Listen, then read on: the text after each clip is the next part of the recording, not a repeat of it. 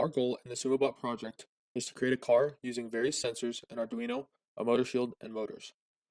This Sumobot has to outlive or push another Sumobot out of a small ring.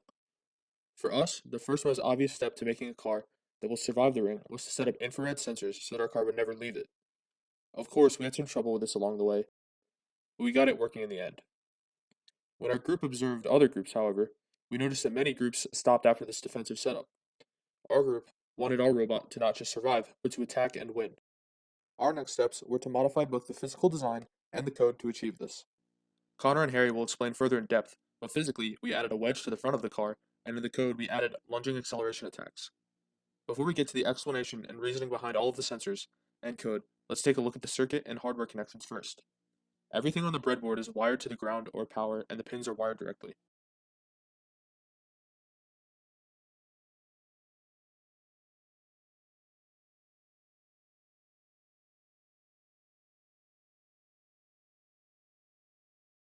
Okay, so our Sumobot is comprised of two different types of sensors, three sensors in total. We have two IR sensors, which detect the infrared light from the ring under the Sumobots. That's what they compete on top of. Since the ring has the black with the white border, we set it as a digital input and output. So what that means is it either detects basically binary 0 and 1s. We actually altered that in the code a little bit, which Connor will get to. But in the front of our bot, we actually added a wedge over the IR sensor, and that will benefit us in case anyone else decided to add a sort of white barrier to their car to somehow set off our front sensor, and that'll protect us from that. And also on our wedge, we added some white tape, which will mess with other Sumobots IR sensors if they placed it similar to ours. And we also added an ultrasonic sensor to the front of our Sumobot. And essentially that Sumobot receives a signal, a distance from the other bot. So once the other bot gets a certain distance close to our bot, that will indicate, it'll signal to the bot that it has to make the movements. We added a bunch of conditions. Connor will get to that, but essentially this is what we have.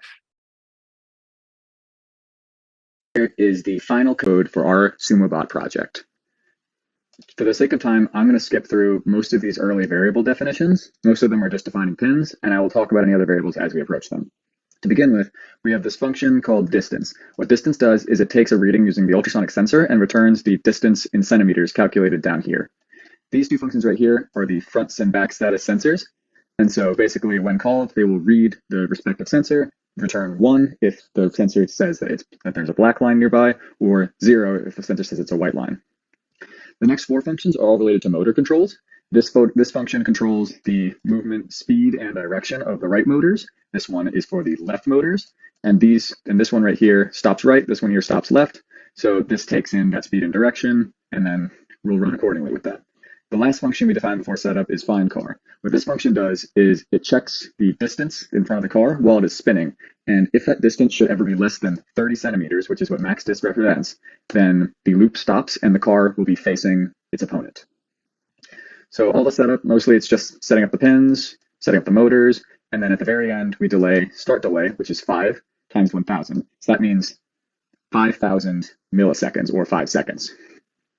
At the beginning of our loop, we read all of our distance and status sensors and log them. Currently, we are not using back status sensor because our back sensor is broken, so we will not be including it in our code for competition. The most important function that we have here is read line. So in this case, how it works is if it detects a white line marked by 0, the wheels will stop, the car will go backwards, the car will spin away, and then if the distance sensor is functioning as determined by is it not reading 0, then we activate find car and redirect the car. At the end of this, the next state is go forward, so the car is ready to advance and potentially charge.